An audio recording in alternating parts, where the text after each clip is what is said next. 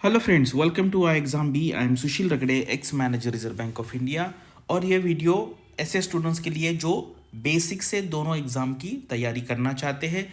कुछ स्टूडेंट्स आप में से ऐसे होंगे जिनको ये सारी चीज़ें पता है, लेकिन आजकल ना काफ़ी सारे स्टूडेंट मुझे पूछ रहे हैं कि सर मैं केमिकल इंजीनियर हूँ तो मैं सीवी को फॉर्म भर सकता हूँ कि नहीं भर सकता। एक्चुअली ये सारा अवेलेबल है वेबसाइट पे जाके, लेकिन क्या होता है हमें अभी आदत पड़ गई कि कोई आके हमें रेडीमेड ये इन्फॉर्मेशन दे दे। तो ये मैंने सोचा कि चलो यहाँ पे एक वीडियो बनाते हैं। और ये भी क्वेश्चन पूछा जाता है कि आरबीआई ग्रेड बी है या सेबी ग्रेड है, इन दोनों की एग्ज़ाम की तैयारी हम साथ में कर सकते हैं या नहीं कर सकते, और करना है तो किस तरीके से करना है, इनका सिलेबस कैसा है, एग्जाम पैटर्न कैसा है, एलिजिबिलिटी कैसी है, ये सारी चीज़ें हम यहाँ पे देखेंगे। और सैलरी पे मैं ज़्यादा डिस्कस नहीं करूँगा। सेबी की salary 20 lakh rupees per annum है और आरबीआई की 25 है। तो अभी इससे भी ज़्यादा है। एक्चुअली मैंने नॉर्मल बताया, मुंबई में थोड़ा सा ज़्यादा सैलरी होता है। और अभी जो नया बायोपेटेंट सेटलमेंट हुआ है उसके बाद ये और 15-20% यहाँ पे बढ़ जाएगी। ठीक है, तो सैलरी का सबको पता है, that is not the one of the biggest factor. वो हो सकता है, बट बाकी भी यहाँ पे फैक्टर्स है जिसकी वजह से आपको आरबीआई या सेबी में जाना है। तो चलो वीडियो स्टार्ट करते हैं। तो यहाँ पे ये सेबी है, ये सेबी का एलिजिबिलिटी क्राइटेरिया है। बहुत सिंपल है, बहुत सिंपल है। अगर आप कोई भी डिसिप्लिन से मास्टर्स डिग्री है, एमए है, एमकॉम है, एमएससी है, उसके बाद आपने मतलब फिजिकल एजुकेशन में भी किया हुआ है, उसको क्या कहते हैं, एम एम ईड एमएड ऐसा कुछ कहते हैं फिजिकल एजुकेशन में, कोई भी पीजी चलेगा। ठीक है, कोई भी पीजी चलेगा। और बैचलर्स में इंजीनियर कोई भी चलेगा या एलएलबी में बैचलर चलेगा। ठीक है, यानी कि बैचलर्स डिग्री इंजीनियर की चलेगी या लॉ की चलेगी, बाकी कोई भी पीजी चाहिए, या फिर आप सीए, सीएफए, कंप्यूटर सीएस यानी कि कंप्यूटर सेक्रेटरी, और आईसीडब्ल्यू यानी कि आपको पता है उसको सीए में भी कहते हैं। तो ये यहाँ पे एक क्वालिफिकेशन है आपका सीबी के लिए। उसके बाद आरबीआई का देखते हैं। आरबीआई में क्या चाहिए, graduate in any discipline. RBI में ऐसा कुछ नहीं है। आरबीआई में BA, BCom, BSc, doctor, engineer, lawyer, architect, music पढ़ा है तो भी चलेगा यहाँ पे, लेकिन 60% एग्रीगेट मार्क्स यहाँ पे होने चाहिए। अगर आपका ग्रेजुएशन में 60% नहीं है तो 55% चलेगा। अगर आपका पीजी हुआ है, post graduation MA, MCom, MSc है, तो आपको यहाँ पे 55% चाहिए। ठीक है, तो ये बेसिक क्वालिफिकेशन है, ये आप दे सकते हैं। ये जो इमेजेस मैंने लिया है ये प्रीवियस नोटिफिकेशन से लिया है। आगे जो आएगा मुझे लगता है सेम रहेगा, अभी वैसा कोई न्यूज़ नहीं है। अगर मुझे पता चलेगा तो मैं आपको वो बता दूंगा। तो ये क्वालिफिकेशन के बारे में अगर आपको इतना बताने के बाद भी कुछ डाउट है, लोगों को क्या लगता है ना सर, अगर मैं सब इंजीनियर्स बोलूँगा तो भी लोग पूछते हैं सर केमिकल इंजीनियर एलिजिबल है, मैकेनिकल है, ऐसे तो 100 ब्रांचेस है इंजीनियरिंग की, तो सबको बताना पड़ेगा, लेकिन इतनी बात आपको समझ में आनी चाहिए। ठीक है, ये एक हो गया। अभी आते हैं यहाँ पर एग्ज़ाम पैटर्न। एग्ज़ाम पैटर्न सबको पता होगा, लेकिन स्टिल मैं यहाँ पे बता देता हूँ, कुछ लोग नए हो सकते हैं। यह है आपका 200 मार्क का एग्ज़ाम है आरबीआई ग्रेड बी का। जनरल अवेयरनेस 80 मार्क्स है, रीजनिंग 30 मार्क्स है, क्वांट 30 मार्क्स है, एंड रीजनिंग 60 मार्क्स है।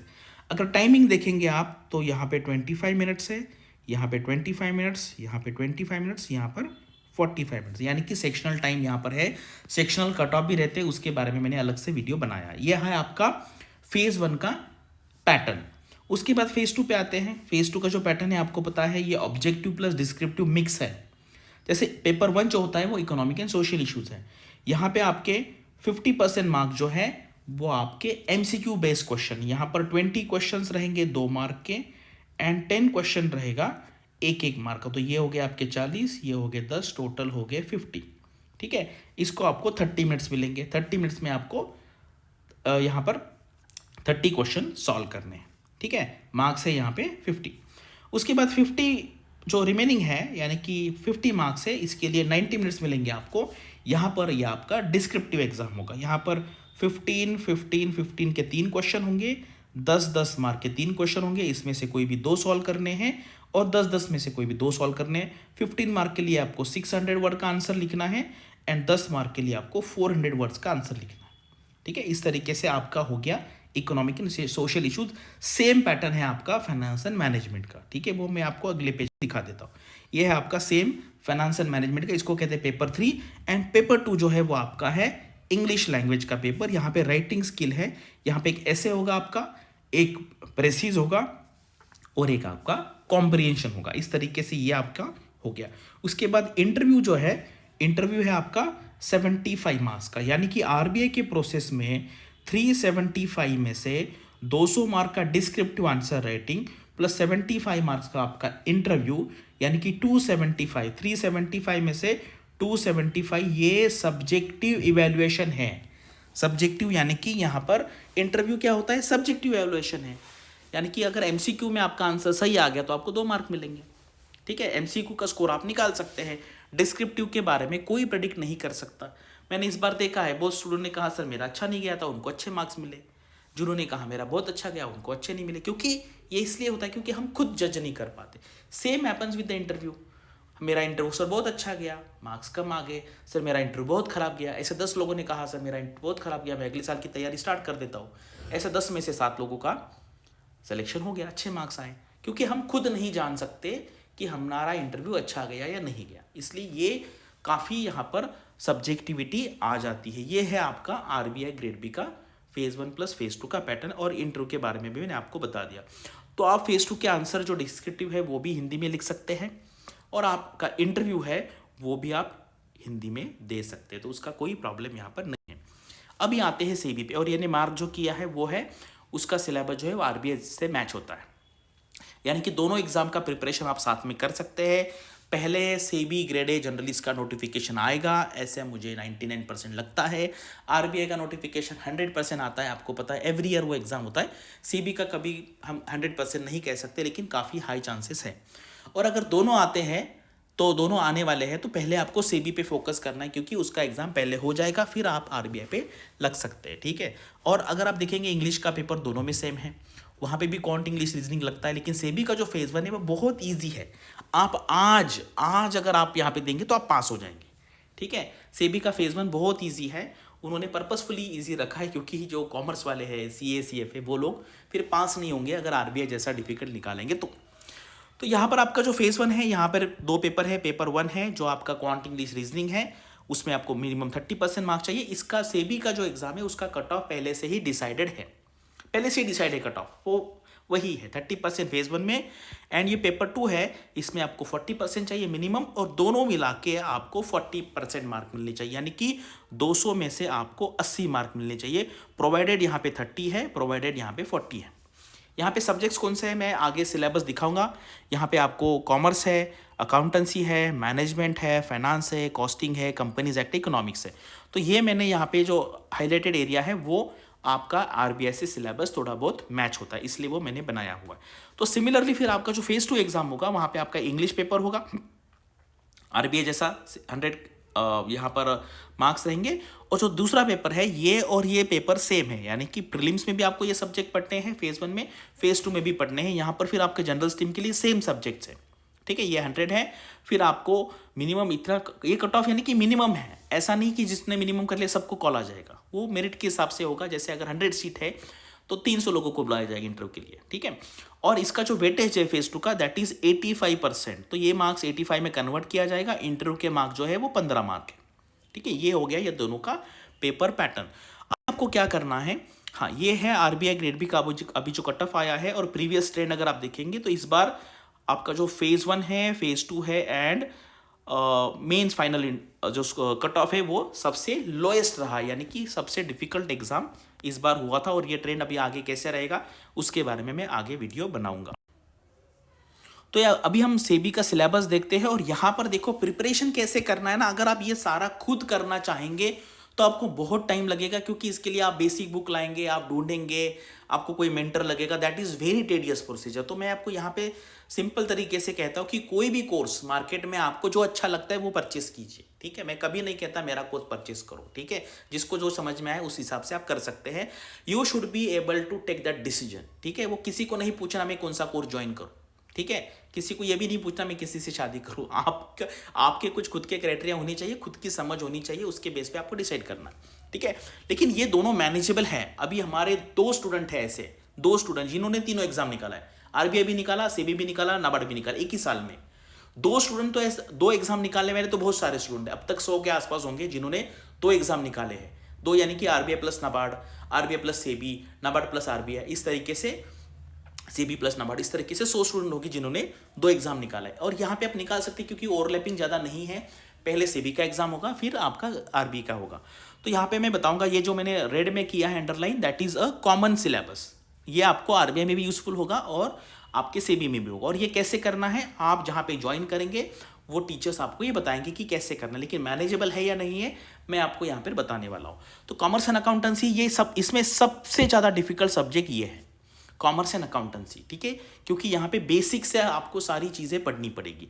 ये जो है cash flow statement, fund flow statement, financial statement analysis, ये आरबीआई ग्रेड बी के एग्जाम में भी है, तो ये इतना मुश्किल नहीं है। बाकी जो अकाउंट स्टेटमेंट बनाने पड़ते हैं, फाइनल अकाउंट है, फिर वो रिकन्सिलिएशन है, ये सारा थोड़ा सा डिफिकल्ट होता है। इसके लिए प्रॉपर कॉमर्स का नॉलेज होना चाहिए, वो इतने कम दिन में होना मुश्किल होता है। लेकिन आप इंजीनियर लोग भी एग्जाम को निकाल रहे, अगर आप बेसिक से पढ़ाई करेंगे जितना ज़रूरी है, ज़्यादा दिमाग ना लगा के, ज़्यादा फोकस यहाँ पे नहीं कर, फोकस कहाँ पे करना है, मैनेजमेंट पे करना, बहुत स्कोरिंग है यहाँ पे, 100% मार्क्स मिल सकते हैं।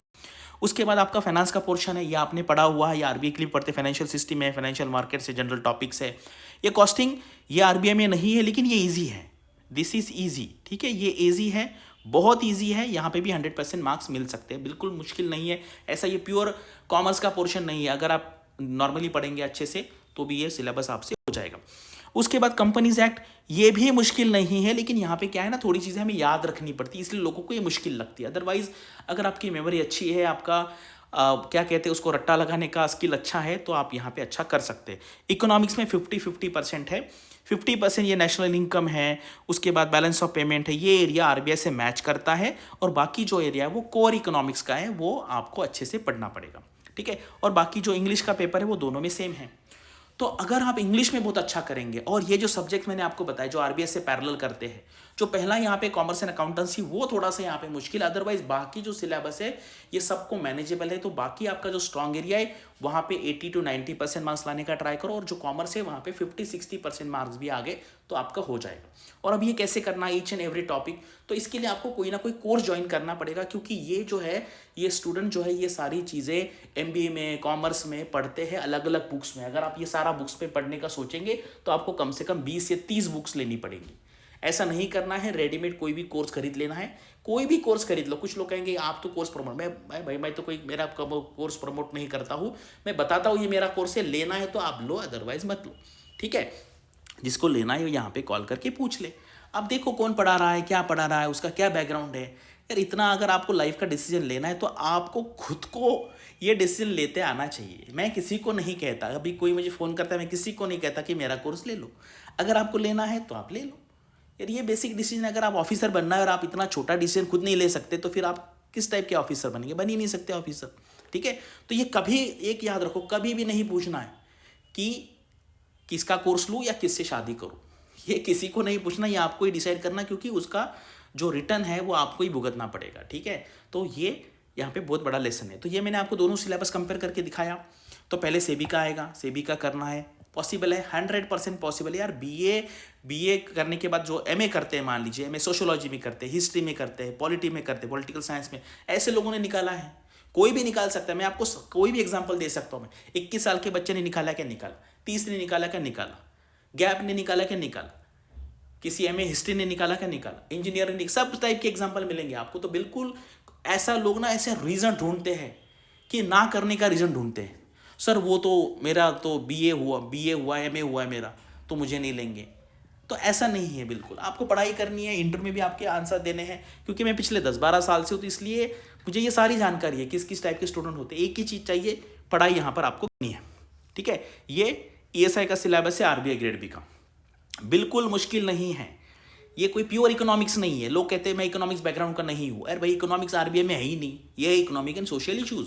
इसको कहते हैं आर्थिक और सामाजिक घटनाएं, अर्थशास्त्र नहीं है। अर्थशास्त्र वो है जो हमने सेबी में देखा, हाँ, वो 50% पोर्शन मैंने बताया ना, वो अर्थशास्त्र है, ठीक है। डिमांड कर ये वहाँ पे वो सारा, उसको कहते हैं अर्थशास्त्र। आरबीआई ग्रेड बी में अर्थशास्त्र नहीं है।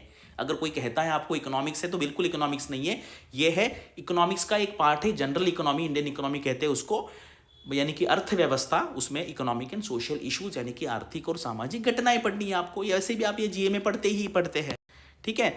उसके बाद ये है आपका पेपर 2, और ये मैंने आपको जो पेपर दिखाया था सेबी में, वही यहाँ पे पेपर है, तो ये भी है, आप पढ़ते हैं, बिल्कुल मुश्किल नहीं है। मैं तो कहता हूँ अगर कोई सिंपल और BA BCom BSc वाले कितने लोग पास होते हैं, 21 21 22 22 वाले पास होते हैं। मुझे मतलब कभी कभी ना ये लोगों को समझाना पड़ता है, और सबको लगता है, लोग पेसिमिस्ट बहुत हो गए आजकल, बहुत पेसिमिस्ट है। सर मुझे तो इंग्लिश बात नहीं करने आती, सर मुझे तो लिखना नहीं आता। अरे ऐसा नहीं है, सब कुछ करेंगे तो सब कुछ पॉसिबल है। ठीक है, 1 साल दो, 2 साल दो, कंटिन्यूसली नहीं करना है। 10 साल 15 साल लोग सिविल सर्विस में देखो, 37 एज है, 10-15 साल आप किसी को लग रहा हो इतना करते कि लोग करते हैं। मैंने एक पोल भी लिया था, वहाँ पे लोगों ने कहा 8-8 9-9 साल से प्रिपरेशन कर रहे हैं। ऐसा बिल्कुल नहीं करना, 2-3 साल है, उसके बाद प्राइवेट में आप लग जाइए। ये फाइनेंशियल मार्केट ये सिमिलर है, जनरल टॉपिक्स है ये, अगर आप देखेंगे तो ये सिमिलर है। कैसे करना है वो आप जहाँ पे ज्वाइन करेंगे वो सर आपको अच्छे से बताएंगे, क्योंकि ये ऐसा नहीं कह रही है सर अभी ये बेसिक्स ऑफ डेरिवेटिव पढ़ाओ। तो आप जहाँ पे ज्वाइन करेंगे कोर्स, वो सर पढ़ाएंगे ना आपको, एक टॉपिक का एक लेक्चर भी पढ़ाएंगे, लाइव फॉर्मेट पे पढ़ाएंगे, आपको नोट्स मिलेंगे, आपको MCQs मिलेंगे, लाइव क्लास होगा, डिस्कशन, डाउट क्लियरिंग सेशन, सब कुछ मिलेगा आपको, मॉक टेस्ट भी मिलेगा। तो कहीं भी ज्वाइन कीजिए, आपको जहाँ पे अच्छा लगता है वहाँ पे ज्वाइन कीजिए। लेकिन ये साथ में करना पॉसिबल है कि मैंने आपको बता दी। कम से कम अब तक पिछले 10-12 साल में 100 स्टूडेंट तो डेफिनेटली होंगे जिन्होंने दोनों एग्जाम निकाले, ये दोनों एग्जाम RBI प्लस SEBI। ठीक है, तो ये करने से होगा, अगर आप दोनों करेंगे तो दोनों होने के चांसेस हैं, या एक हो सकता है दूसरा नहीं होगा, दूसरा होगा ये नहीं होगा, इस तरीके से पॉसिबिलिटी आपकी बढ़ जाएगी बिल्कुल। क्योंकि ये एग्जाम के लिए लोग इतने सालों से महीनों से वेट कर रहे हैं, और नोटिफिकेशन आने के बाद लोग बोलते हैं कि सर प्रिपरेशन करूँ या ना करूँ। बिल्कुल नहीं पूछना यार, खुद पे उतना भरोसा होना चाहिए। और अभी हमारा RBI के लिए अगर आपको ज्वाइन करना है तो नया बैच है, 4th बैच हमारा 8 PM जो टाइमिंग है, डेली टाइम होगा, 4 जनवरी से स्टार्ट होने वाला। और ये हमारा इस साल का जेन्युइन सिलेक्शन है, इसमें बिल्कुल फ्री के स्टूडेंट नहीं है, सारे के सारे पेड स्टूडेंट है। जिनको अगर देखना है, मुझे पता है किसी के पास टाइम नहीं होगा, अगर देखना है तो आके देख सकते हैं आप। ठीक है, ये स्टडी प्लान है, अगर आपको चाहिए तो यहाँ पे आप कॉल करके पूछ सकते हैं। और हमारे प्रीवियस ईयर का जो कवरेज है वो भी देख लीजिए कि फेज 1 में आपके कोर्स से कितने क्वेश्चन आए थे, फेज 2 में कितने आए थे, कितने डिस्क्रिप्टिव आए थे, इंग्लिश का क्या आया था, ये सारा आप जाके वेबसाइट पे देख लो। और यहाँ पर मैंने सारा एनालिसिस बनाया हुआ है, जो RBI में सेलेक्ट हुए हैं उनका सारा एनालिसिस यहाँ पे रेडी है। ये हमारी टीम है RBI की। SEBI के बारे में भी आपको इन्फॉर्मेशन ये पे मिलेगी। और ये इंटरव्यू के मार्क्स हैं, इसके बारे में मैंने एनालिसिस किया हुआ है, कितने एवरेज मार्क्स है, किसको अगर फेज 2 में ज़्यादा है तो इंटरव्यू में कितना है, ये सारा यहाँ पे डिटेल एनालिसिस बनाया हुआ है। इसी चैनल पे आपको देखने को मिलेगा। और वो बनाने का पर्पज़ एक ही है कि आप में कुछ होप आ जाए कि यार मैं ये कर सकता हूँ। अदरवाइज दुनिया में बहुत निगेटिविटी है, आसपास आपको सारी निगेटिविटी दिखेगी, और आपके जो फ्रेंड्स हैं उनको बिल्कुल नहीं बताना है आप क्या कर रहे हैं। अदरवाइज बोलेंगे आपसे तो क्लर्क नहीं निकलता, और आप ग्रेड भी बनना जा रहे हो। ऐसे बहुत सारे एग्जाम्पल है, इसी साल है, पिछले साल भी है, लोग दोनों एग्जाम देते हैं, RBI assistant and RBI grade भी। और 8-10 लोग ऐसे होते हैं कि जिनका RBI असिस्टेंट नहीं निकलता, ग्रेड भी निकल जाता है। ऐसा कैसे होता है? क्योंकि दोनों एग्जाम में अलग अलग स्किल टेस्ट होती है। जो IPS बनता है वो दरोगा का कंपटीशन में नहीं क्रैक कर पाएगा, वो कांस्टेबल नहीं बनेगा, क्योंकि वहाँ पे अलग टेस्ट है, वहाँ पे भागना पड़ेगा। ये IPS में इतना नहीं भागना पड़ता है। तो ये आपको समझना है, क्योंकि जनरल लोगों को समझ में नहीं, ऐसा कैसे IPS बन गया फिर कांस्टेबल क्यों नहीं बनेगा, इतना थोड़ी होता है। ऐसा नहीं है, अलग एग्जाम में अलग अलग स्किल यहाँ पे टेस्ट होती है। और मैं आपको ये इसलिए बता रहा हूँ क्योंकि मैं पिछले 10-12 साल से ये फील्ड में मैंने देखे हुए, मेरे इतने सारे स्टूडेंट RBI में तो अभी ना 500-600 हो गए, टोटल 1000 स्टूडेंट है मेरे। RBI grade B, NABARD grade A, SEBI grade A, IRDA, IFSCA, PFRDA, NHB, EXIM bank, ECGC, 1000 से ज़्यादा स्टूडेंट हैं। ठीक है, तो आप यहाँ पे डिसाइड करना है किससे पढ़ना है। यूट्यूब वीडियो देखिए किस तरीके से वो पढ़ाते हैं, उनका क्या क्वालिफिकेशन है, उनका क्या कहाँ पे जॉब करते थे, इसके बेस पे ये है। मैंने अभी आपको दोनों का कंपेयर करके बताया है। एलिजिबिलिटी हमने देखी, एग्जाम का पैटर्न हमने देखा, उसके बाद हमने सिलेबस भी देखा। अगर आप अभी SEBI का प्रिपरेशन करेंगे, अच्छे से इंग्लिश का प्रिपरेशन आपका हो जाएगा, थोड़ा बहुत QRE का भी हो जाएगा, और आपने वो सारा कर लिया तो उसमें से आपका RBI का जो फाइनेंस का पोर्शन है, मैनेजमेंट का, उसका भी 50-60% पोर्शन हो जाएगा। तो इसमें अगर आप फुल टाइम प्रिपरेशन कर रहे हैं तो दोनों एग्जाम का आपको प्रिपरेशन करना चाहिए। Thanks for watching this video and all the best for your studies and upcoming examinations.